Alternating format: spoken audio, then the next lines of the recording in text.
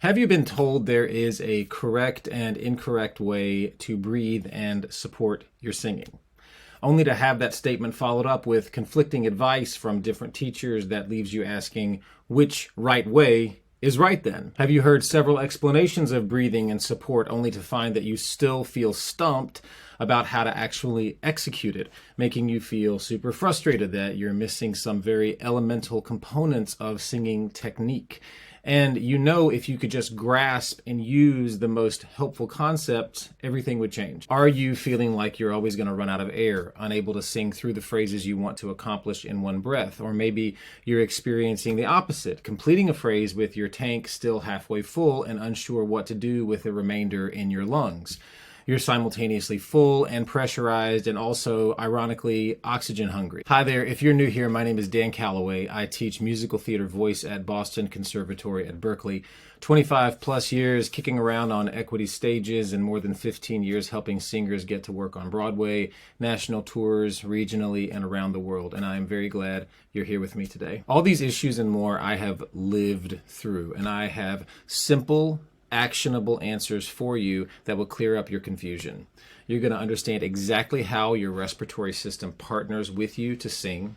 You're going to feel relieved and joyful that there are some very simple tools you can understand and use. And I think you're also going to be super delighted to find that there are indeed different ways to let air in and move air out, depending on the style you're singing and the intention you're sharing. So you'll find it's not a question of what's the right and wrong way to breathe and support, but what is the most helpful strategy for the vocal task at hand. Consider this your intensive one-to-one lesson on how breathing and support work for you, and use the chapter markers in the description to return to any concepts you want to review and solidify. So let's begin with a fundamental question. Why is there a certain way we train breathing for singing? We usually dive straight into the how before we ask ourselves why. What is the goal of singing? When I ask singers I work with, almost everyone says that singing for them is a way to express and share feelings and authentic communication that's different from any other form of expression. And I think that is a wonderful reason to sing. As you've probably noticed, this singing happens through extended phrases.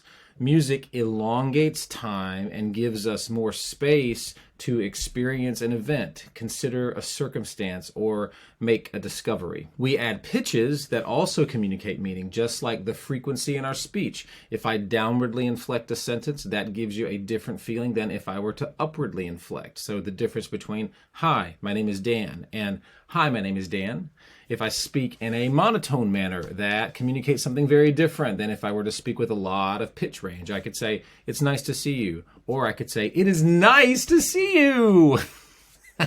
And we add dynamics that also communicate meaning. So the volume of our voice tells us a lot. The difference between, I have something to tell you, and I have something to tell you.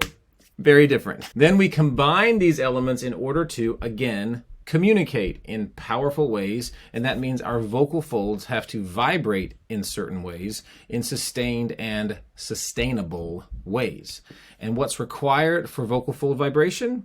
It's like when you're a kid blowing between two blades of grass. To make a sound, you need proximity of the potentially vibrating bodies and moving air, also known as breath support or breath management. And to create these emotionally expressive, aesthetically specific, ordered sounds through time, we need a coordinated breath strategy to collaborate with the vibration of your vocal folds and the shaping of your vocal tract. So that's why we train particular ways of inhaling and exhaling for singing. Now, before we're off to the respiratory races, a couple of places for you to check in. Location number one, your skeleton, also known as your body's alignment.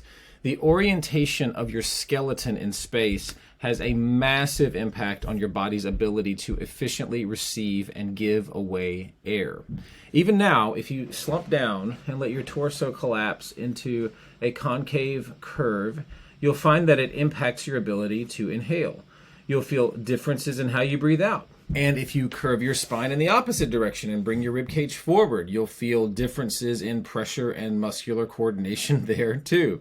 So the postural relationships of your skeleton directly impact the movement of air in and out of your torso, and it also affects your overall communicative energy. Even as I move my skull and cervical spine, you can feel a difference. If I move my head back, you might get a sense of suspicion or withdrawal from me. You can also empathetically feel a little bit of crunch over my larynx. At least I actually feel it.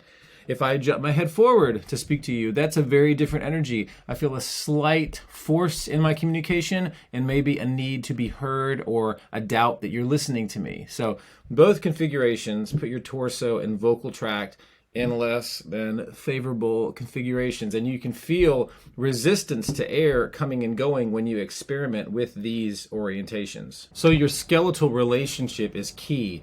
I once heard a wise Alexander teacher in LA use the word neighborhood to describe the body's postural positioning.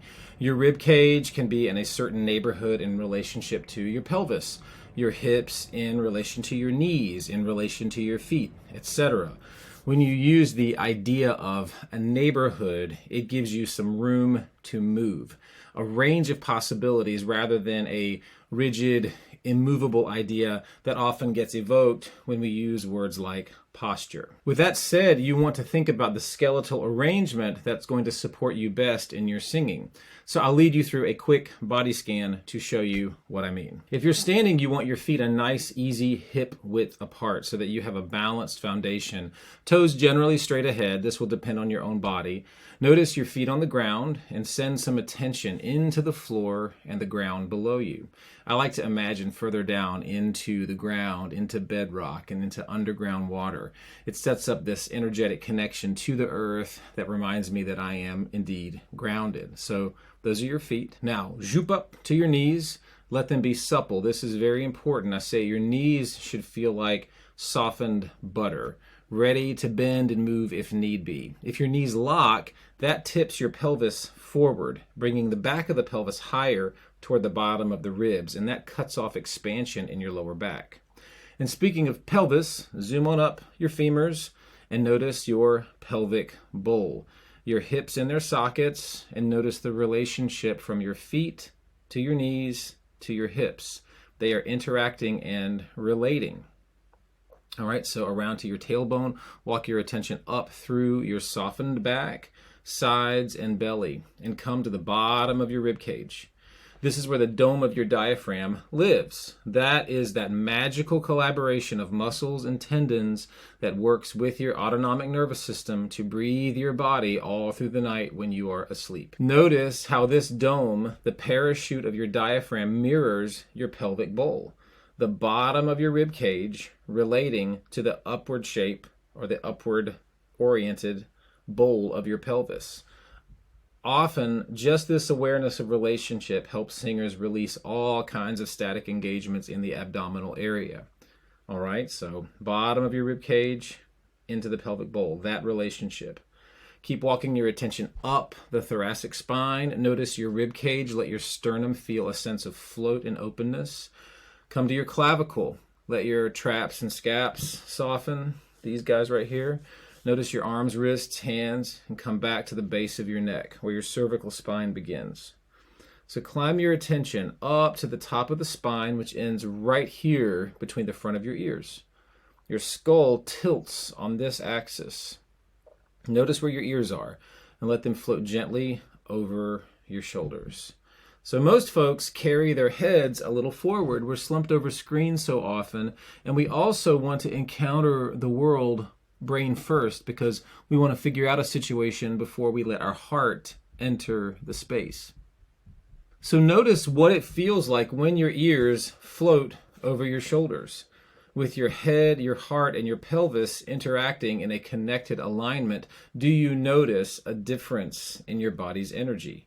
Invariably, I see a shift in a singer's energetic and physical appearance when the skeleton aligns and coordinates. Now, take a little attention into the crown of your head and the space above your head. Imagine your head is floating like a balloon and your skeleton just hangs below it.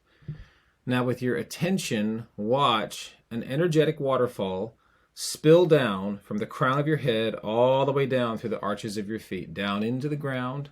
Let us grab some groundwater and let it fountain back up through your body, out the top of your head. Waterfall down and fountain back up. Waterfall down, fountain back up, and repeat as desired. How do you feel? You can do a body scan like this in less than 30 seconds, and I think you'll be very happy to notice the kind of access and relationship you have to your body very quickly.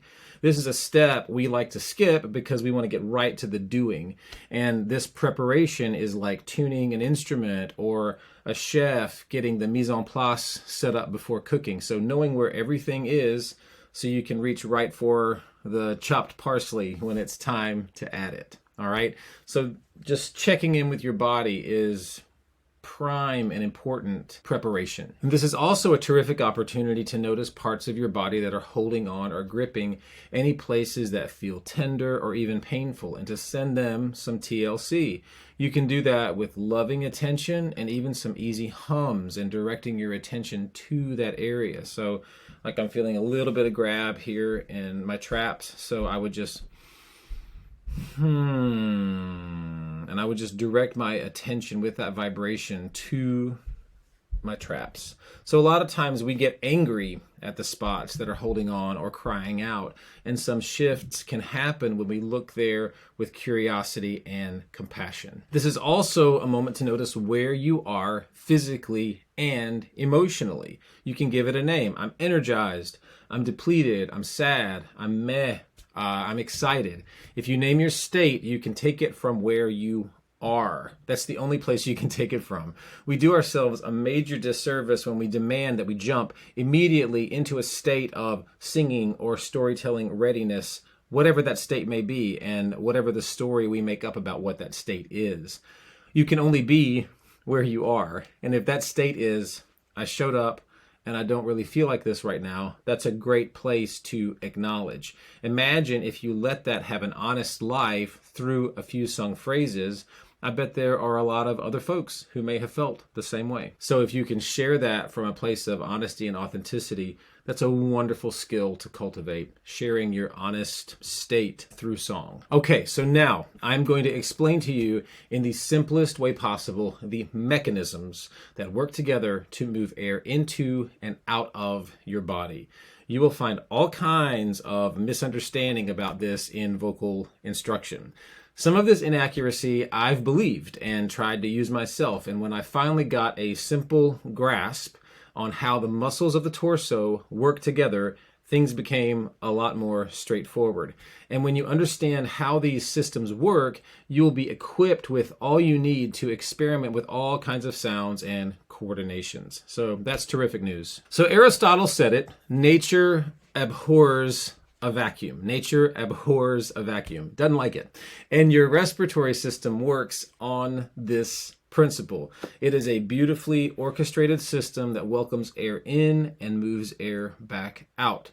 Your body does this by making your lungs larger. That welcomes air in, and then making your lungs smaller. That moves air out so that new air can then come in again, and the cycle repeats.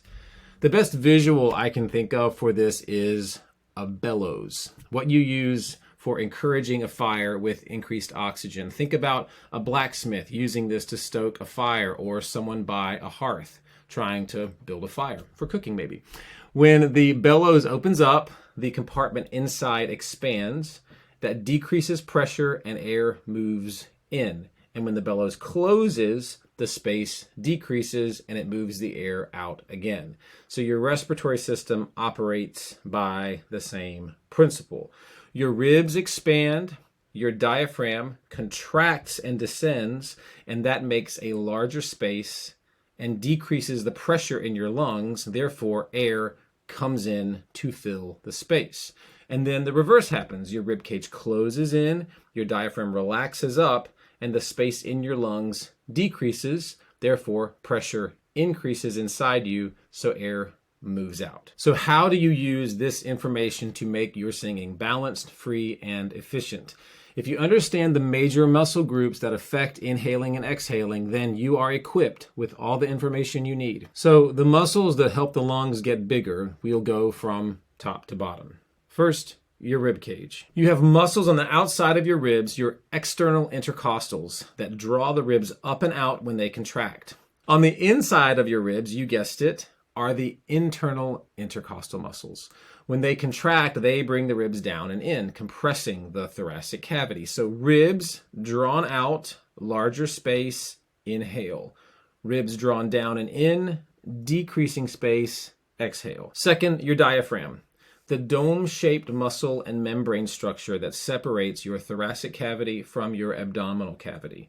So the word comes from two Greek words that mean apart, dia, and fence, phragma. So it denotes something that separates or keeps apart.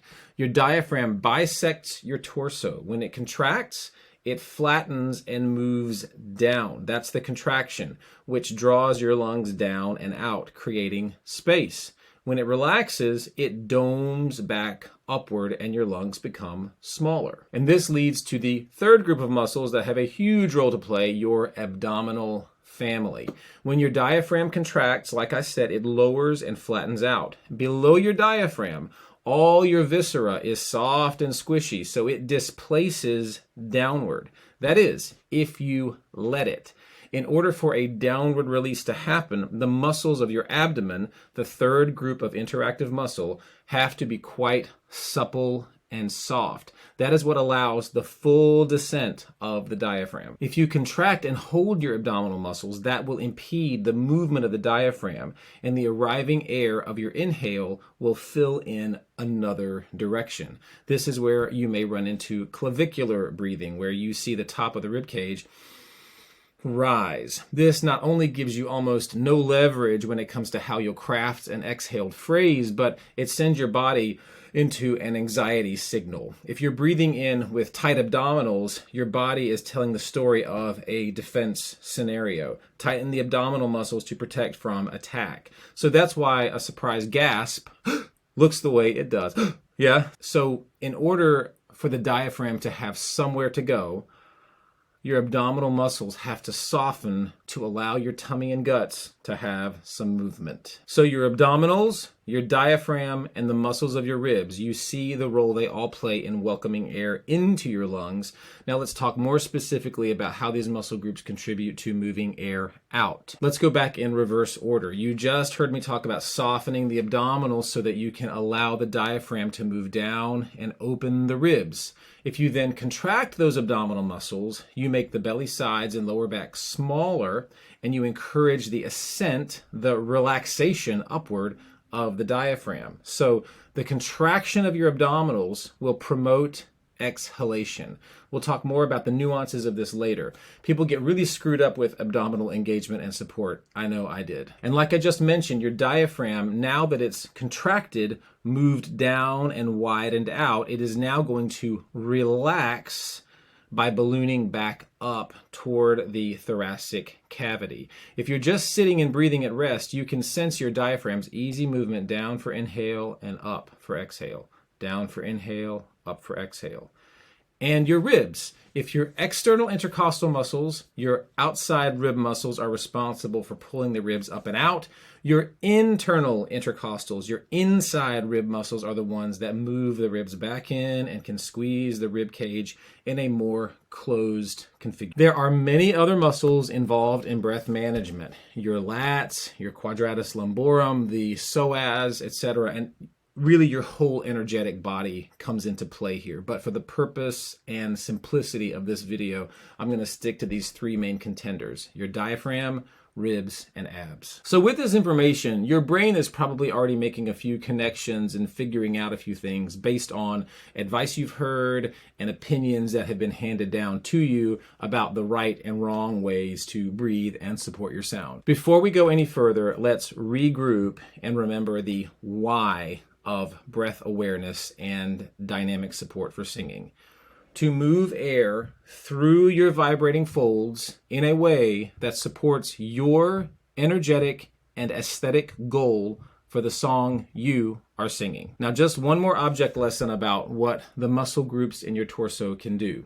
If you take a big breath and hold it, you'll see how the different muscle groups distribute your air. If you close your ribs, your belly will expand.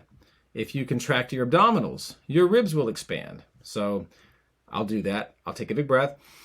If you close your ribs, your belly will expand. If you contract your abdominals, your ribs will expand. So think of a balloon. Somehow we don't have a balloon in our house, but I trust your powers of visualization. So imagine a full balloon. If you squeeze the bottom, the top expands. That's like closing your abdominals. If you squeeze the top, the bottom expands. That's like closing your ribs. So there's my imaginary balloon. Pretty good, right? This should give you a lot of insight already about the different breath religions, I'm going to call them, telling you to pull your stomach in when you exhale or keep your belly out when you sing. So just remember, if something gets bigger in the air-filled torso, something else has to get smaller. If you can just remember that, that can help you figure out a lot of things. And I have to thank Dr. Robert Wells of University of North Carolina at Greensboro for that very clear explanation. If something's getting smaller, something else is getting bigger. Cleared up a lot of confusion for me. Your body coordinates ways to usher air in and to move air out. And when you observe how it naturally does this, you can use this info to help in the art of singing. So let's break down the how for you. So first, how do you inhale? So the first big debate, nose or mouth? Do you breathe through your nose or do you breathe through your mouth? The answer, yes. You can breathe through either. If you have time for a luxurious breath through your nostrils, have at it. It's more hydrated, it's warmed by your nose, it's filtered by your nose hairs, so what a luxury. And there are all kinds of scientific studies on the benefits of nose breathing as our default setting.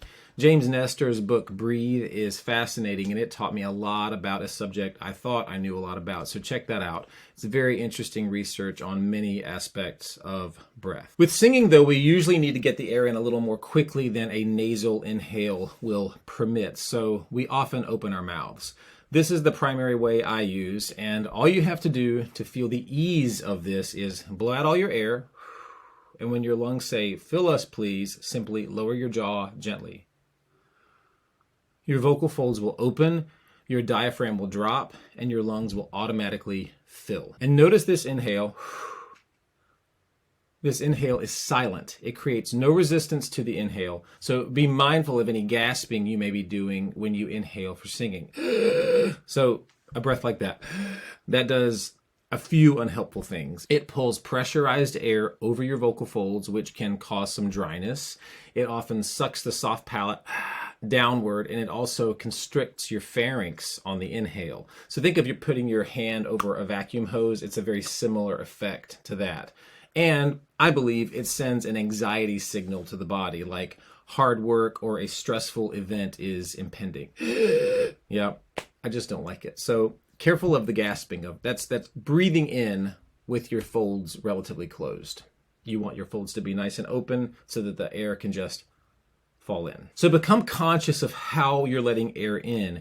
If you have time for a luxury inhale through your nose, have at it. If you need to open your mouth to let it in, just a gentle lowering of the jaw will allow you to let the oxygen fill your lungs in a flash. Side note, often when you're adrenalized and energized on stage, you'll notice some gasps happening. I think it happens to everyone, but if you've trained these quiet, open inhales in your practice, they'll be the default in your procedural memory, and even your gaspy breaths will be less of a problem. So now that you're aware of how your nose, mouth, and throat are letting your air through, I want you to learn and remember a question that will change your singing life. It's one of the simplest questions you can ask yourself, and often it is the first one we forget to ask when we run into technique issues. The question is, how much air do I need for this phrase? How much air do I need for this phrase? Perceive the phrase in your mind's ear and then ask your body, how much air do I need for this phrase? Then listen. I think you'll be surprised at how the body clearly answers your question with wisdom and accuracy. How much air do you need? Take in that amount and give the phrase a try. See how well that amount of air works for you. At this point, we can revisit the mechanics we were discussing earlier. Why do you let the belly, sides, and back expand when you inhale? Well, number one, mechanically, allowing your abdominals to soften on inhale gives your diaphragm somewhere to go so that it can lower and flatten, opening your lungs down. So on a practical level, this just gives your lungs more space options for where they can open. But why is this abdominal displacement the thing that's taught and often insisted upon as the way to inhale? Because it's almost always helpful when you begin to exhale your vibration. Here's why. Your abdominals are a very coordinated and subtle family of muscles, capable of slow and quick movements, and they are able to artfully move your air in a measured and coordinated way back out through your vibrating vocal folds. So when you allow them to release, to allow the breath in, then you have a whole journey of abdominal contraction you can use to energize the phrase in all manner of ways. If you don't allow the abs to soften, your air lands high in your rib cage, and your intercostal muscles, your rib muscles, don't have as nuanced an ability or actual range of motion as your abdominals do. So this is why clavicular or high chest breathing can become such a problem. You literally don't have the range of motion your muscles need to send slowly moving air through your vibrating folds. And then you're stuck in a cycle of contraction and static stuckness that frankly feels terrible. So I call it little kid belly. The belly you had when you went to the pool when you were 5 or 6 before self-consciousness started wreaking havoc on your life. So you still get to have that belly. It's part of you. I think of all the auditions I went to in New York, self-conscious about my stomach. We dressed more like button-down shirt and trousers then, so I always felt a little uncomfortable. And I think of the freedom that I could have had if I had just let myself soften up. It would have made a big difference. Now, it is very important to understand that your own skeletal structure and body type influence how you'll experience the inflow of air and what gets displaced. With my particular frame, I can feel a nice, generous expansion in my belly and sides. Not a huge amount in my back, but I try to give it a sense of release as much as I can. So you may inhale and feel a nice sense of expansion just around the bottom of your ribs, or you may feel a sweeping release all the way into your pelvic bowl because of the free displacement of your guts. We are all different, so pay attention to how your body likes to take in air. That's what's really important. I really do like James McKinney's term comfortably full. He wrote a book that most teachery people read called The Diagnosis and Correction of Vocal Faults. Yeah, so he talks about comfortably full when describing a good inhale feeling. And I also like Complete Vocal Technique's image of a comfortably full inhale. I use this picture in my studio a lot. It's a nice, ample meal. Not too much, just right. And speaking of just right, I want to now combine these two ideas. Comfortably full together with that all-important question I told you to ask yourself: how much air do I need for this phrase? Listen to your body and take in that much air. Then use that much air. Use it all, or at least feel like you used it all. Your lungs always hold onto a residual amount of air. If you don't, say if you take in a large breath, you sing the phrase, and you only used 50% of the tank, you now have a tank half full of unexchanged air. Only it's time to breathe in a little more for the next phrase, so you inhale fresh air on top of stale air. For some reason, you then feel overpressurized, full of air, but ironically experiencing a super uncomfortable drowning sensation and a deep need to blast out the unhelpful air you're storing in your lungs. This is often referred to as stacking, and it is no fun. I know I have stacked many an aisle of squeezed out phrases and wondered what was up. I was taking big, generous breaths like I thought I was supposed to. So the solution to this is super simple. And again, it is the question we forget to ask all the time. How much air do I need for this phrase? Listen to your body and welcome that amount of air in, and then use it all. Our brains often tell us more is more, so we suck in tons of air only to find that we're way overpressurized and unable to use all the air we took in. So map through your song asking yourself this question for every phrase. Very soon, your body will start to instinctively take in the air necessary for each phrase, and you'll have the terrific understanding that it often doesn't require nearly as much as you think. And with this solution, your stack and drown, about to pop balloon days will be behind you. And along with asking yourself, how much air do I need? Ask yourself, what's the impulse to breathe in for this phrase? My friend Kevin Wilson, who's now at Oklahoma City University, he always does this fun exercise with groups where he asks you to inhale as if you just opened your apartment door on your birthday and all your friends jumped out and yelled, surprise! So that'd be like, yeah. And then how do you inhale if someone cuts in front of you in a long line at the car rental counter? And then how do you inhale if someone you don't know taps you on the shoulder on the sidewalk at night? So all kinds of different inhales. Every phrase has its own image and need to speak, therefore its own inhale and what I call your light bulb. A light bulb pops up and it's an idea that you need to express. And so this animates your inhale. So see, there you go. Inhaling, solved. Now let's talk about moving air out. So remember that super important, oft forgotten question I reminded you to ask, how much air do I need for this phrase? Well, there's a follow-up question, and that is, how much dynamic support, meaning moving support? If you're singing, you're moving. How much moving support do I need for this phrase? How much dynamic changing support do I need for this phrase? And there's even a follow-up to the follow-up, which I'll share with you in just a sec. So you ask the question in the same direction as the how much air question. Ask your body, how much dynamic support do I need for this phrase? If you put it on a scale of 1 to 10, how much exertion do you need? And then you can experiment with different levels of engagement. You can feel what 4 out of 10 feels like, and then say, let's see what 2.5 feels like. More often than not, you'll find that a little bit goes a long way. And now that you're experimenting with the different levels of support, it's time for you to ask that follow-up to the follow-up. After you ask, how much support do I need? Ask yourself, what kind of support do I need? Because there is more than one way to move air out of your body, and it depends on the story's identity, the style you're singing, and the intention of the particular phrase.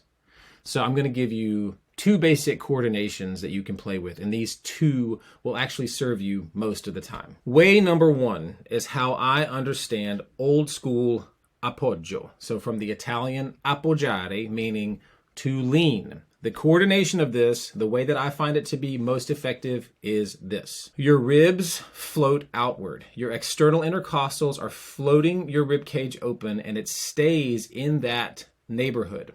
Your sternum floats up with an open-hearted, generous feeling. So this physiologically increases the space and decreases pressure in your thoracic cavity. So you're not fighting with tons of subglottal air pressure when you're phonating. Your abdominals were soft when you inhaled, so your diaphragm descended and your belly sides and back got to pooch out a little bit. So you're going to direct the flow of air using your abdominal family, and you're going to use your deepest abdominal muscles. These are your transverse abdominals, which wrap horizontally from your spine all the way around to the midline here, the linea alba. So you'll also be engaging the obliques, the external and internal. And I like to use one simple point of focus to allow this all to happen smoothly and easily. And that one point of focus is your belly button. With your ribs floating, you're going to observe your belly button come back slowly toward your spine as you exhale and phonate. Because your rib cage continues to float open, your epigastrium, this solar plexus area, remains supple and pliable and relatively out during the exhalation. Only at the end, when you're almost squeezed out, does it start to contract in as well. So floating ribs, open generous sternum, belly button slowly comes back towards the spine. The epigastrium will remain supple and pliable as this happens. booping out a little while the belly button slowly and naturally moves in. So this point of singular focus, your belly button, helps me to observe the working of the body rather than spreading my attention all over my abdominal muscles and feeling a little more locked or pushy around the whole situation. You can practice this coordination walking around on the street. Open your sternum, float your ribs, and then let the abs be soft. Let your air in, move it out by watching your belly button contract backward toward your spine. Release the belly again for the next inhale and repeat. So no slow, boring, hissing exercises necessary. You can hum some favorite tunes and coordinate your appoggio all at the same time. So that's open ribs, soft belly, let the inhale in, and then belly button comes back to spine while your ribs stay open, and you just notice the abdominals doing the management of the inhale and exhale. And one thing to watch out for here is abdominal lock. And this often comes from engaging the rectus abdominis into the dynamic support job. So these are your front muscles, yeah? These external abdominal muscles really are the last group to contribute to your dynamic support. You want to let them remain in soft kid mode as much as possible and let the deeper abdominals do their magic. So when the outer abs lock, you get a more abrupt movement of the muscles. And again, see, you can hear that pressurized when my abdominals lock. And again, you don't have a wide range of motion once they're engaged. So that turns into a rush of air pressure and then no place to go. So watch out for that. Exercises to stretch your abdominals are really helpful for this, like cobra pose in yoga or other basic stretching for the front of your body. And so coordinating this muscular cooperation will help you deliver a generous yet efficient stream of breath energy that will help your folds vibrate efficiently. A lot of people don't know that the movement of your air through the vocal folds actually assists their closure. So look, if I blow through these two pieces of paper, you'll see, here we go.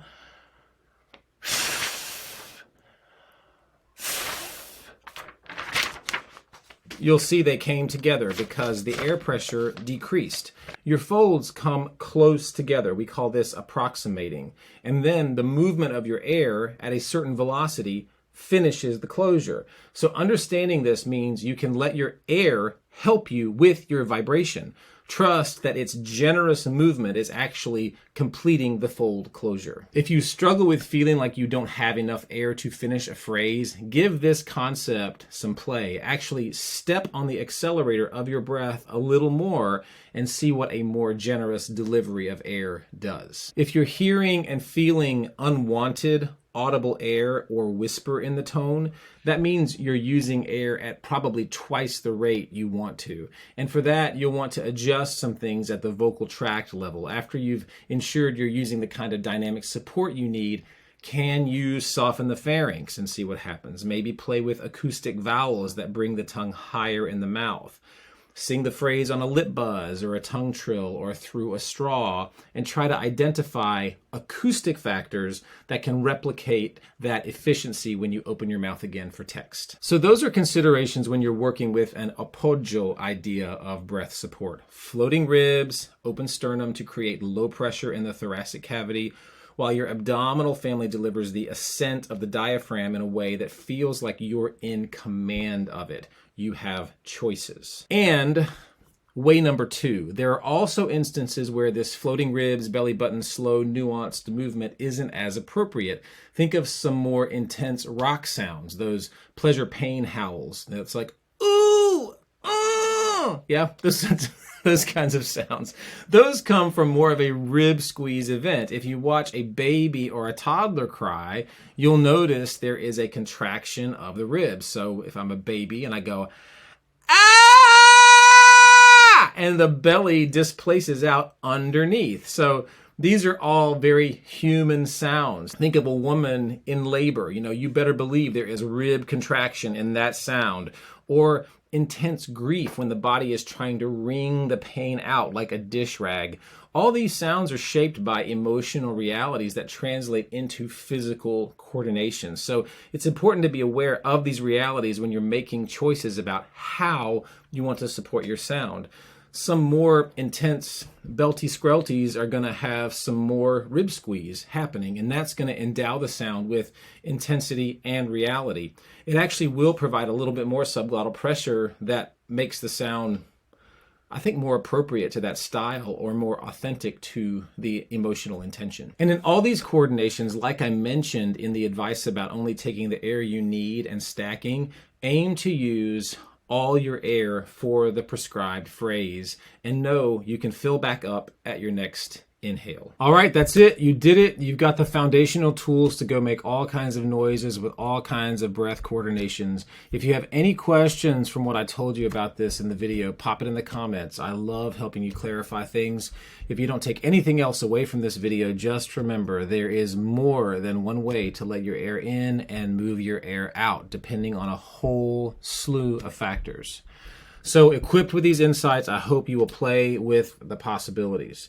And your breath management is also intimately connected with vocal registration. So if you've got questions or are experiencing frustration around how to guide your voice in chest, mode 1, and head, mode 2, and all of the continuum in between, there is help for you in this video, how to choose when your voice cracks or doesn't, all about those transitional zones we call, for better or worse, the break. So this video will surely help you give yourself a break. So check that out. And most importantly, remember, there is only one you, and somebody needs to hear the story only you can sing. I love much. Now go sing.